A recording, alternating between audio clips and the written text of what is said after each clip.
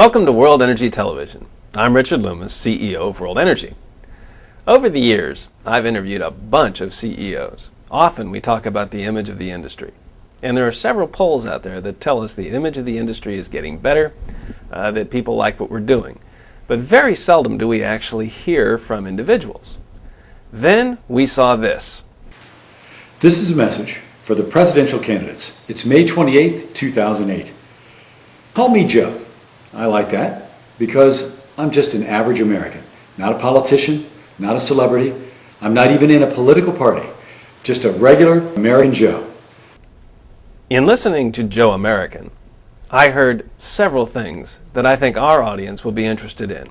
For instance, the U.S. brings in about 65% of the oil it uses every day, while you senators have about $32 trillion of proven oil inventory we already own on federal land.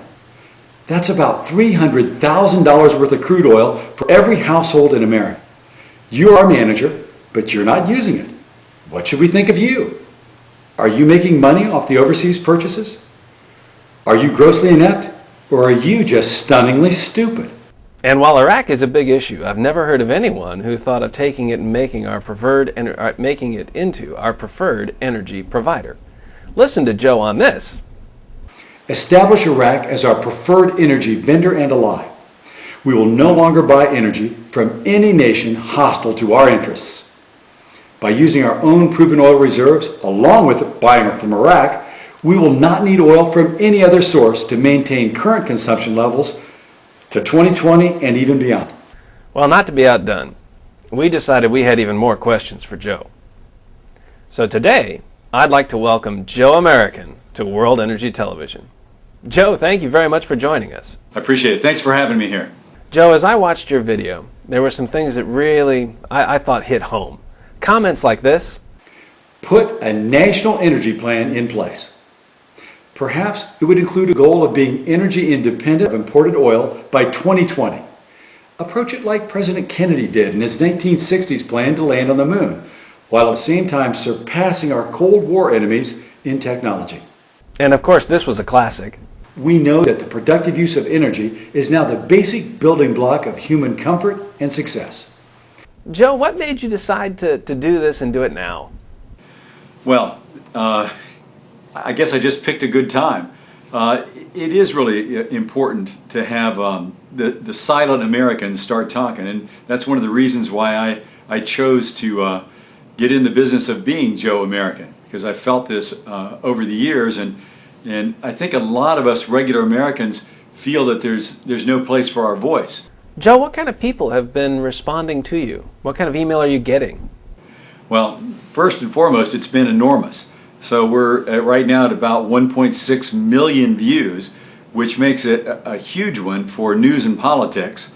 As far as the reaction, I've received thousands of messages, not hundreds, but thousands of them. So the comments you've been getting, are they suggestions, or what are people saying? I mean, absolutely. A lot of them have been some great ideas. Okay. Very few of them have been negative. By and large, 97%, even more, have been positive and contributing.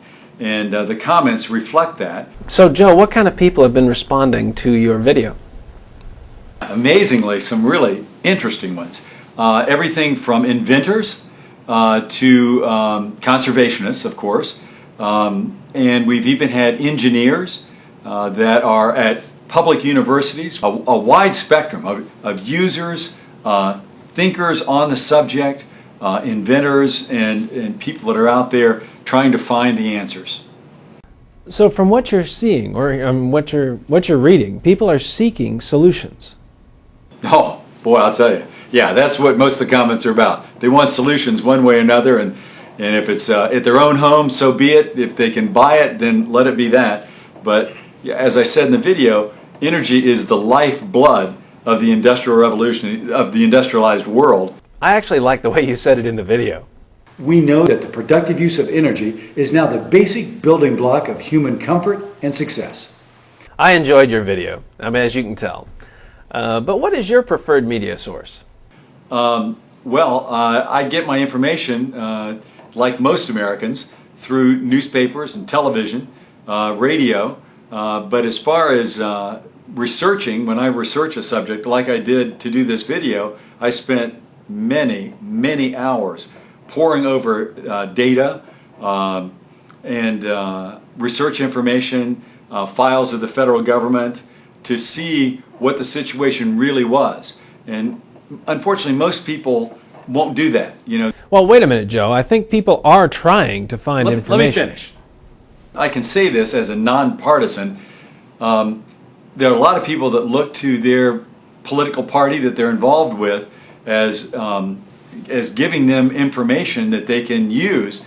And I think they're suspect of that, because I think what most people have to realize is political parties are just special interest groups themselves. Well, I agree with you. Politics are a problem sometimes. And we do have to be careful as to what sources we're using. But you seem to know a lot about the industry. Where are you getting your details? One of the good places to use is the CIA World Fact Book, which is available online you can look at consumption by country, how many proven oil reserves there are, lots of statistics there. Well, I like the CIA handbook as well. It's got a lot of information. And there are other sources like the Energy Information Agency, the EIA. There's the Department of Energy, the DOE. But I've actually gone out and looked at different acts that have been done by legislatures, and the histories of different products, and really tried to get a good feel for what's going on in oil consumption and production. So you found the material was readily available? Oh man, there's a lot of information out there, and there's a lot of misinformation too. Joe, one of the things that was in your video that I thought was really interesting was this. Meanwhile, our energy plan will perfect and roll out the alternative sources like hydrogen that will replace the world's need to burn oil. We can both create profitable new industries and end the threat of global warming caused by oil consumption. So I got to ask you, what is your perception of the energy industry? How do you feel about those people that are providing the energy? As I say, the energy is the lifeblood in whatever form it comes to us, whether it's oil or electricity, all the forms of energy that we either like to have or want to have. It's about energy for us. Essentially, as you know, I found this out studying more as a consumer, but the Industrial Revolution was about substituting energy for the work of man. Well, what People about want to go back to a non-energy use world? That doesn't play for most of us. Most American consumers aren't about that. They know that it's not about going back to the dark ages. We can't conserve our way out of this. Our world today is built on cheap, plentiful energy, and we need both of those to be true. That definitely speaks to how I think most Americans feel about life in the United States. But how do you feel about those companies that are providing us with that energy? Well, we feel a dependency, of course, whether it's our utilities providing us electricity or gas, or it's the oil companies that provide us the gasoline and fuels we need to power and lubricate our lives. So there's a dependency, but there's not an animosity. Joe, before you started doing your research, do you feel like you were getting the straight story when it comes to energy?